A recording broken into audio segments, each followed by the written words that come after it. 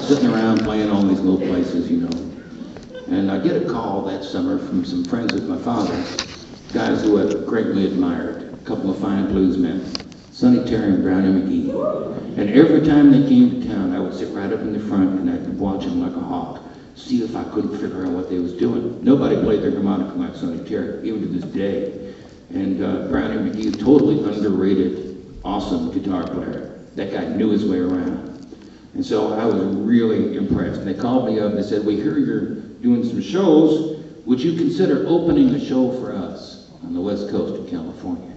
And I thought, man, because you know, I don't know how it is around here because you're somewhere in the middle, but back east, when a kid turns like 14 or 15, they wake up one morning and go, West Coast. I gotta get to the West Coast. And it stays that way for a couple of few years, you know.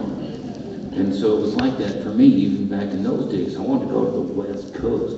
And now I had a reason, now I had an excuse.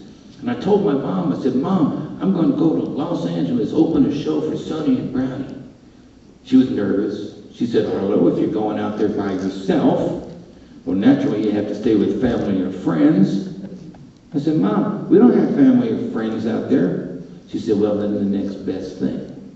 Well, the next best thing turned out to be this guy I just mentioned, Ramblin' Jack Elliott. Jack had hung out with my father for a couple of years on the road, took care of him in some ways, you know, and my mom figured that'd be all right. But at 18, I knew Ramblin' Jack better than my mom. I was freaking eager to stay with Ramblin' Jack. I didn't let her know that. I said, well, if I have to. So I get out to the West Coast. Jack picks me up. He's living in Malibu, just north of Los Angeles.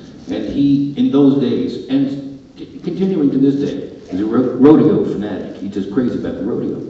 So we walked into his house, put down my stuff, walked right back out the door, down the street to a rodeo arena that was right there. The Trinkets Riders and Ropers Association was having some kind of event going on that day. Barrel riding contest, you know, all that stuff with the horseback parade flags and all that. Leading that parade was the most beautiful woman I'd ever seen in my life. I mean, I saw her from a distance and she just kept getting better and better as time went on. I mean, this was stop you cold, drop dead, true, and out of both sides of your face, kind of. And she just kept going right by. Not a look, not a glance, not a nothing. Her shadow come right up and stopped and went around and then kept going. It was that bad. And I was so depressed. And Ramblin' Jack saw that in my face. He said, Arlo, take this. I said, what is it? He said, don't worry, it'll wear off. That's a strange that night. Got up the next morning, grabbed the 12 string, and wrote this next song, thinking about that girl.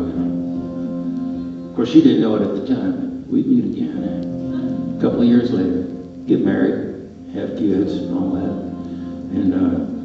And we celebrated our, 43rd wedding anniversary in 2012 in October. It was very sweet.